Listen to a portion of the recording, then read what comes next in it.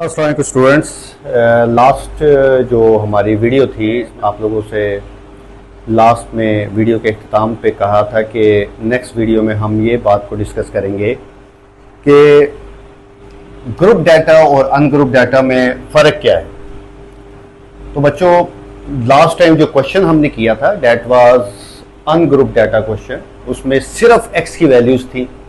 और group data फिर क्या हो गया, मैं उस आपको ना बजाय ये कि डेफिनेशन से बताऊं, मैं उसको एक डाटा से अनग्रुप और ग्रुप में आपको डिफरेंस बताना चाह रहा हूं। मिसाल के तौर पर मेरे पास एक डाटा है 1 1 2 3 4 1 3 4, ये एक डाटा है बच्चों। ये कहलाता है अनग्रुप डाटा। अब ये क्या है? अनग्रुप डाटा, यानी इस डाटा की ग्रुपिंग नहीं हुई। अब इसको मैं ग्रुप डाटा में कन्वर्ट करता हूं। देखो कैसे कन्वर्ट करता हूं। मैं आपको बताया, हर जो वैल्यूज है स्टैट्स में, लास्ट टाइम भी ये बात हुई थी कि जो भी डाटा दिया जाता है उसको एक्स से डिनोट किया जाता है। तो मैं ये करता हूं कि वो जो डाटा हमें दिया हुआ है ना, मैं हर वैल्यूज को सिंगल टाइम लिख रहा हूं। 1 आया था, 2 आया है, 3 आया है, 4 आया है, इसके अलावा कोई टर्म नहीं आई। आगे मैं उनकी तादाद लिख देता हूं, तादाद मेंशन करता हूं। जैसे 1 कितने टाइम्स है? 1 2 3 टाइम्स है। 2 कितने टाइम्स है? 1 टाइम है। 3 कितने टाइम्स है? जी 2 टाइम है। और 4 कितने टाइम है? वो भी 2 टाइम है। ये मैं उनकी आगे चूंकि तादाद लिख रहा हूं तो हम उसको कहते हैं that is F, frequency. Frequency की उर्दू हो गई तादाद। मतलब 1 3 टाइम्स है, 2 1 टाइम है, 3 2 टाइम है, 4 2 टाइम है। तो मतलब ये डाटा वैल्यूज कितनी है? ये टोटल 8 बता रहा है कि भाई 1 3 टाइम, 2 1 टाइम, 3 2 टाइम, 4 2, ये टोटल 8 वैल्यूज बता रहा है। तो जरा चेक करें, 1 2 3 4 5 6 7 8 वैल्यूज है। अगर इसको अब ये कहलाता है ग्रुप डाटा। ये क्या कहलाता है? Group data. जब अनग्रुप डाटा को इस तरह समराइज कर दिया जाए, हर वैल्यू को लिख के उसके आगे उसके नंबर ऑफ वैल्यूज को लिख दिया जाए, तो उसको कहते हैं डाटा की ग्रुपिंग हो गई, ग्रुप डाटा। बच्चों, लास्ट टाइम हमें डाटा अनग्रुप शक्ल में दिया हुआ था। एक्स की वैल्यूज आपको दी जाती हैं और आपको कहता है अरिथमेटिक मीन मालूम करो बाय फर्स्ट मेथड। आपको अब नाम याद है इसलिए मैं फर्स्ट कह रहा हूं। By second method, by third method, कोई भी कह सकता है। लेकिन अगर डाटा की ग्रुपिंग होकर दे दी जाए, डाटा की ग्रुपिंग होकर दे दी जाए, तो फिर आपको अगर यही दोबारा से कहे फाइंड करने के लिए, तो आज हम इस ग्रुप डाटा से how to find arithmetic mean by direct, indirect and step derivation method, arithmetic mean कैसे फाइंड करता है, आज हम उसकी बात करने वाले हैं। तो सबसे पहले तो ये डाटा की जो ग्रुपिंग है, ये हम इसलिए करते हैं ताकि डाटा समराइज हो जाए। जो है वो पूरे, अगर फर्स्ट को 100 वैल्यूज है पूरे पेज पे होती हैं, उसको अगर आप ग्रुपिंग कर लो तो छोटी सी जगह पर पूरे 100 वैल्यू रिप्रेजेंट हो जाती है। फायदा ये होता है।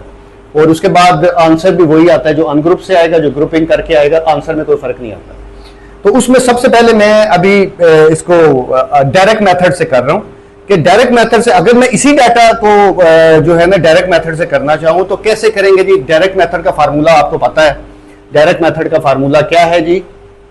अब मैं इसी डाटा का बना रहा हूं, find arithmetic mean by direct method. बच्चों, अगर कोई मेथड नहीं कहा हुआ फिर आपकी चॉइस होती है, आप कोई भी मेथड यूज कर सकते हैं और आपकी चॉइस हमेशा डायरेक्ट मेथड ही होनी चाहिए। बाज दफा वो क्वेश्चन में कह देता है कि भाई फाइंड अरिथमेटिक मीन, अपना एक वो बता देता है चॉइस कि उस मेथड से करो, फिर उसी से करना होता है। बहरहाल डायरेक्ट मेथड की बात हो रही है तो नहीं जी, डायरेक्ट मेथड से अब हम कर रहे हैं।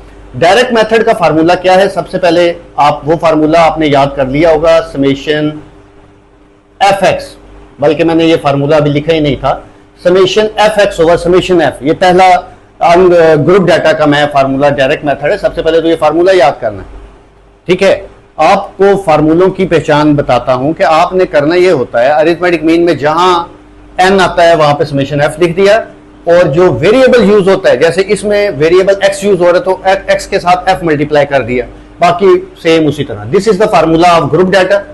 अब इसमें मुझे 2 कॉलम्स के टोटल चाहिए। कौन से 2 कॉलम्स के टोटल चाहिए? एक एफ एक्स का टोटल और एक एफ का टोटल। चूंकि यही डाटा है तो मैं एफ एक्स का कॉलम यहां पर बना लेता हूं। एक इसका टोटल चाहिए मुझे और एक इसका टोटल चाहिए। इसका टोटल तो हमें पता जी 8 हो गया। F x, each value of F will be multiplied by the corresponding it's x value. 3 1s are 3, 1 2s are 2, 2 3s are 6, 2 4s are 8। लेकिन इनको ऐड किया तो कितना आ गया? 8 8 16 19। ठीक है जी, 19 को 8 पर डिवाइड कर देना है और जो इसका आंसर बन जाएगा 2 पॉइंट समथिंग आ जाएगा।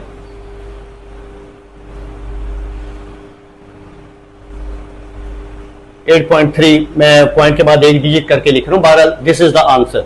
ये अरिथमेटिक मीन आपका फाइंड हो गया 2.3। This is arithmetic mean by direct method. ये फार्मूला है जो आपने याद करना है, डायरेक्ट मेथड का अरिथमेटिक मीन फाइंड करने का फार्मूला। ठीक है, इसके बाद हम डाटा जो है वो एक और लेते हैं जिसमें बाकी दो मेथड जो है उससे अरिथमेटिक मीन फाइंड करता हूं। That is step deviation method and indirect method. अच्छा स्टूडेंट्स, मैंने डाटा एक ले लिए और एक क्वेश्चन भी लिख दिया कि find arithmetic mean bye indirect method और स्टेप डेविएशन मेथड। इन दोनों मेथड से अब मैं अरिथमेटिक मीन फाइंड करता हूं। मैंने एक ग्रुप डाटा ले लिया है। ग्रुप डाटा मतलब जैसे डाटा की ग्रुपिंग हुई है। जब एफ का कॉलम हो तो समझ जाया करो डाटा की ग्रुपिंग हुई है, दैट इज ग्रुप डाटा। अगर आपने ग्रुप डाटा में इन दो मेथड को फाइंड करना है, जो बल्कि मुझे इस तरह लिखना चाहिए कि this is the second method and this is the third method. First तो हमने कर लिया डायरेक्ट मेथड, तो अगर इनडायरेक्ट मेथड मालूम करना है तो उसके लिए सबसे पहले तो फार्मूला, अगर हम बात करें सेकंड मेथड की, तो इनडायरेक्ट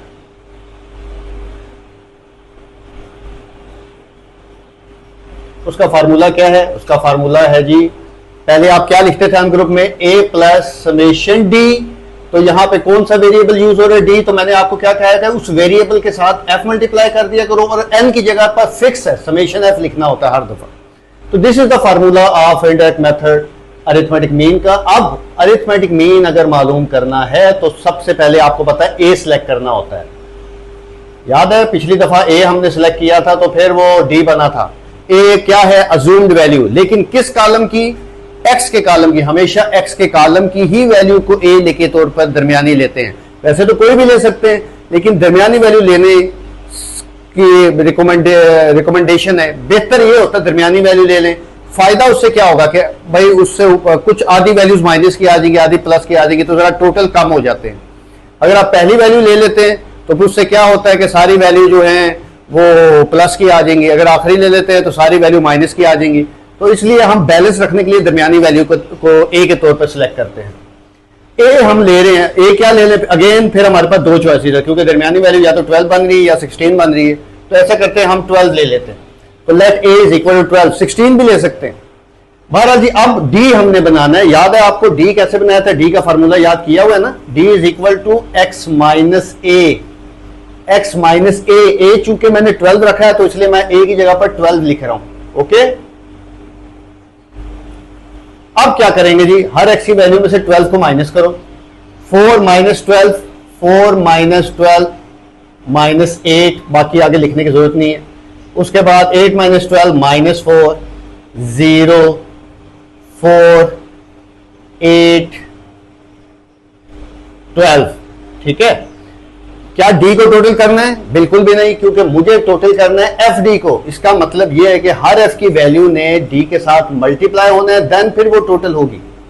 इस बात का ख्याल रखना। अब मल्टीप्लाई करना है, हर वैल्यू अपने करस्पॉन्डिंग वैल्यू से मल्टीप्लाई होगी। 1 माइनस 8 जार माइनस 8, 2 को माइनस 4 से किया minus 8, 3 0 jar 0, 4 4 jar 16, 3 8 jar 24, 12 2 jar 24। और इसको अगर मैं टोटल करूं, टोटल अगर मैं करता हूं तो ठीक है 8 और ये 48 आ जाता है। ठीक है, कैलकुलेटर से अगर आप करेंगे तो 48 आ जाता है। अब मैं यहां पर, अच्छा एक और चीज भी मुझे चाहिए। अगर आप देखो फार्मूले में मुझे 3 चीजों की जरूरत है। ए का तो पता है, एफ डी का भी हो गया टोटल, एक एफ का टोटल चाहिए। एफ का टोटल मुझे करना है। एफ का टोटल करते हैं जी।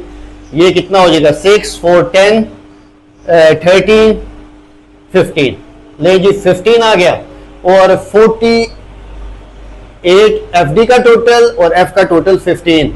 अब मैं प्रॉपर कैलकुलेटर से इसका आंसर लेके आता हूं। तो ले जी, कैलकुलेटर भी इस्तेमाल करते हैं। 48 को डिवाइड करेंगे पहले 15 पे, आपको पता है डिमास रूल के मुताबिक पहले डिवाइड करना है हमें, और जो आंसर आ गया उसमें 12 ऐड कर दिया, तो डेज 15.2। हमारा आंसर क्या आ गया? 15.2। बच्चों एक चीज आपको याद है, मैंने कहा था कि जो हमारा आंसर होता है उसको हमने चेक करना होता है, सरसरी से नजर मारनी होती है हमारे डाटा की इन बिटवीन आता है कि नहीं आता। तो ये 15 आया हुआ है, तो 15 देखो तकरीबन दरमियान में आ रहा है, इसका मतलब है कि this is the right answer. उसके बाद हम दूसरे मेथड, बल्कि तीसरे मेथड की तरफ मूव कर रहे हैं, जिसका नाम क्या है भला? Step deviation method. Step deviation method का फार्मूला आप लोगों को याद होगा क्या है? उसका फार्मूला मैंने आपको बताया था अनग्रुप में a प्लस समेशन u, उसमें d वेरिएबल है तो उसके साथ f, पिछले वाले में x था तो उसके साथ f, इसमें u तो उसके साथ f, और डिवाइड बाय आपको पता है n था तो n की जगह पर मैंने क्या कहा है? हमेशा क्या लगता है? f। और बाकी फार्मूले में कोई चेंज नहीं आती, a पहले भी था, h पहले भी था, वो अपनी जगहों पे। बच्चों इसमें 3 चीजें चाहिए होती हैं, 3 टर्म चाहिए होती है फार्मूले में लगाने के लिए। डायरेक्ट में 2 चीजें चाहिए होती हैं, इसमें 4 चीजें चाहिए। ए भी चाहिए, एच भी चाहिए, एफ का टोटल भी चाहिए, एफ यू भी चाहिए। अच्छा, अब आपको याद है कि जो है ना यू कैसे बना था? यू कैसे बना था भाई? डी को एच पे डिवाइड किया था। अब मैं चूंकि एक क्वेश्चन ऐसा लेता हूं जिसमें डी ऑलरेडी हो चुका होता है, तो मुझे एक सहूलत ये हो जाती है कि मेरा डी ऑलरेडी बना होता है, तो मुझे सिर्फ एच मालूम करके मैं उसको डी को डिवाइड कर देता हूं। लेकिन अगर फर्ज करो आपको कहता है कि अरिथमेटिक मीन मालूम करो यूजिंग स्टेप डेविएशन मेथड, फिर आपको डी समझे एक लिहाज से डी का कॉलम बनाना ही है, क्योंकि जब तक डी नहीं होगा यू नहीं बन सकेगा। एक तरीका तो ये है कि डी का कॉलम ना बनाओ, आप डायरेक्ट डी की वैल्यू को इंटरवल पर डिवाइड करके ना यू ही बना लो। लेकिन चलें, अगर आप उसको बाय पार्ट्स करना चाहते हैं, पहले डी बना ले, उसके बाद हर वैल्यू को इंटरवल से डिवाइड करके यू बना ले। तो ले जी, पहले तो यू हम बना रहे हैं, और यू कैसे बनेगा? डी की हर वैल्यू एच पर डिवाइड होगी। अब एच क्या है? एच मैंने आप लोगों को तरीका बताया था ना फार्मूला, कि सेकंड वैल्यू में से फर्स्ट वैल्यू को माइनस, तो एक्स की सेकंड वैल्यू इज 8, एक्स की फर्स्ट वैल्यू इज 4, तो इसका मतलब एच की वैल्यू फिर क्या आ गई? 4। Each value of D will be divided by 4, तो -8 को ये मैं यहां पर मैं एच की जगह पर 4 लिख रहा हूं ताकि इजी हो आपको समझना। ये 4 है एच की जगह पर। लो जी, -8, डी की पहली वैल्यू क्या है? -8 डिवाइड बाय 4 किया तो दैट इज -2। अगली वैल्यू -1, 0 से जो चीज डिवाइड हो 0, 4 by 4 1, 8 by 4 2, and that is 3। और अगर आप देखो मुझे u को टोटल करना है, कहेंगे अगेन बिल्कुल नहीं। क्यों? क्योंकि u ने पहले f से मल्टीप्लाई होना है। This column will be multiplied by the f value, corresponding values याद रखो। f u पहले बनेगा फिर टोटल होगा। लो जी, -2 को 1 से किया तो -2, -2, 0, 0 से जो चीज मल्टीप्लाई हो 0 हो जाती है। 1 4s are 4, 2 3s are 6, और 3 2s are again 6, and total will be, total आ जाएगा इसका सीधा सीधा 12। ठीक है, लगाएं जी फार्मूले में वैल्यूज लगाते। X bar is equal to a, हमारा ऑलरेडी सिलेक्टेड है, किधर है जी? ए हमने किधर लिया था? 12। ठीक है, ये यहां पे गलती पे हमने एक्स बार लिख दिया, ये एक्स बार हो गया। यहां पे लिखना चाहिए था a इज इक्वल टू 12 दिया था। ठीक है, ये एक्स बार फाइंड हुआ हुआ है। अच्छा जी, बहरहाल यहां पर a की वैल्यू 12 लिख दी, उसके बाद प्लस एफ यू हमारा 12 आ गया, डिवाइड बाय f कितना आ गया जी? f हमारा 15 है, और मल्टीप्लाई बाय h हमारा 4 निकला है। अगेन स्टूडेंट्स, डेमास रूल, पहले डिवाइड कर रहा हूं जी। 12 डिवाइड बाय 15, जो आंसर आएगा मल्टीप्लाई बाय 4, जो आंसर आएगा +12, and that is your answer, that is 15.2। और मुझे पहले से पता था 15.2 ही आना है, क्योंकि मेथड बेशक चेंज है, आंसर सेम आते हैं। तो बच्चों ये अरिथमेटिक मीन मैंने यहां पर खत्म किया। हमने 3 क्वेश्चन अनग्रुप के भी किए, 3 क्वेश्चन हमने ग्रुप के भी किए। अब सिर्फ आपकी प्रैक्टिस रह जाती है। आप को डाटा दिया जाए तो आप इन मेथड से कर सकते हैं। कंसेप्ट मेरे ख्याल में आप लोगों के जहन में आ गया होगा।